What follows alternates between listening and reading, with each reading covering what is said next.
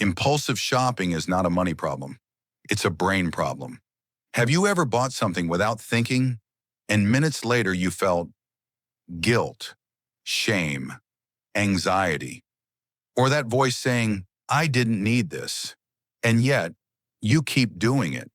Today I'll show you the real scientific reason why you fall into impulsive purchases, the psychological loop that traps you, and most importantly, how to break it for good. This video is not about money, it's about emotions, dopamine, and automatic mental patterns. Impulsive shopping follows a repetitive, precise, almost mathematical pattern. And unless you understand it, it controls you. But once you see the pattern clearly, you stop feeling weak and start seeing impulsive purchases for what they really are: a neurological cycle programmed to repeat itself. What an impulsive purchase really is. An impulsive purchase isn't just, I bought it without thinking. It's much deeper. It's an action driven by stress, boredom, loneliness, anxiety, low self-esteem, the need for instant gratification. In that moment, your brain isn't choosing a product. It's choosing an emotional painkiller. The object is just the tool. The real motivation is the emotion you want to change immediately. The 5 phases of the self-destructive loop impulsive shopping is not random. It follows a loop made of 5 steps. Let's break them down. 1. The emotional spark. Something happens. A criticism, a stressful day, rejection, anxiety, a feeling of emptiness. Your emotional brain takes over. Your rational brain goes offline. The mind enters I need relief mode. 2. The impulse your brain produces an automatic thought. If I buy something, I'll feel better. It's a conditioned reflex, not a conscious decision. Anticipation begins, and it's the anticipation itself that releases dopamine. Even before buying, you already feel better. 3. The purchase. Here comes the peak. The moment you click Buy Now or tap your card, you get a mini dopamine shock. For a few minutes, stress drops, the body relaxes, the mind believes the problem is solved. You didn't buy an object, you bought temporary relief. 4.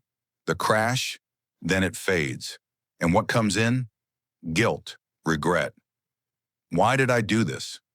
Financial pressure, emotional discomfort. Relief disappears, stress returns, often stronger than before. 5. Reinforcement of the loop. And here's the trap. To reduce the guilt, what do you look for? Relief. And what usually gives you relief? Another purchase. Your brain learns the pattern, impulse, purchase, relief, and repeats it. This is how the self-destructive loop forms. Why the loop is so hard to break? This loop is powerful because it involves 3 layers of the brain. 1. The emotional brain. Fast, reactive, irrational. It acts before you can think. 2. The dopamine system. Every purchase reinforces the neural pathway. Impulse, shopping, relief. Your brain saves it as a shortcut. 3. The identity level.